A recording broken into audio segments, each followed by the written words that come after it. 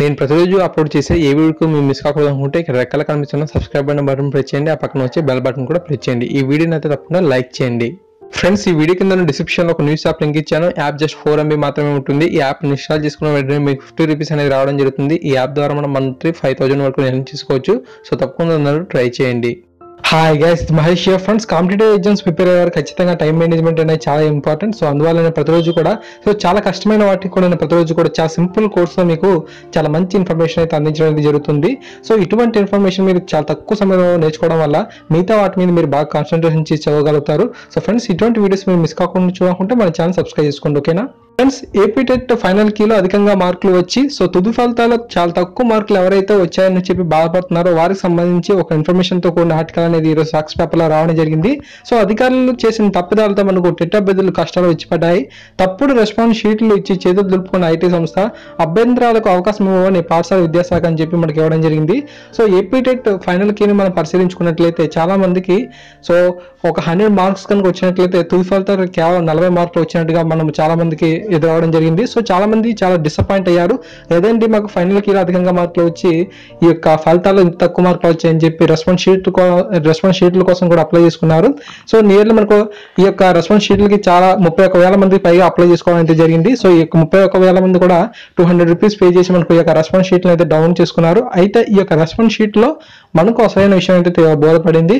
So మనకు ఇచ్చిన questions కి వేరే సమాధానంతో మనకు వాల్యుయేషన్ చేయడం వల్ల మనకు ఈ విధమైన పొరపాటు జరిగింది. అందువల్ల మనకు మార్కులు తక్కువ వచ్చాయని చెప్పి మనకు ఇన్ఫర్మేషన్ అయితే రావడం అయితే జరిగింది. సో నేను స్టార్టింగ్ లో కూడా ఈ యొక్క ఇన్ఫర్మేషన్ మీద ఫోకస్ చేశాను. సో ఒక పర్సన్ నాకైతే తను 27th సంబంధించి 27వ తారీఖున ఎగ్జామ్ జరిగింది కదా, ఫిజికల్ సైన్స్ అండ్ మ్యాథమెటిక్స్ సంబంధించిన పేపర్ అయితే నాకు ఇచ్చాడు. సో అక్కడ మనకు చూసినట్లయితే 77వ ప్రశ్న నుంచి 84వ ప్రశ్న వరకు తనకు ఏ విధంగా జంబ్లింగ్ అయ్యాయో నాకు చూపించడం జరిగింది. సో దాని మీద నేను ఒక వీడియో కూడా చేశాను. కావాలంటే మీకు కింద కామెంట్ సెక్షన్ పిన్ చేస్తాను. సో ఆ విధంగా చాలా మందికి ఏంటంటే నియర్లీ 10 మార్క్స్ అనేది మిస్ అవ్వడం అయితే జరిగింది. సో ఈ విధంగా చాలా క్వశ్చన్స్ అయితే మనకు చాలా మందికి ఇలాగ జంబ్లింగ్ అవడం వల్ల సో మిస్ అయ్యాయి అన్నమాట.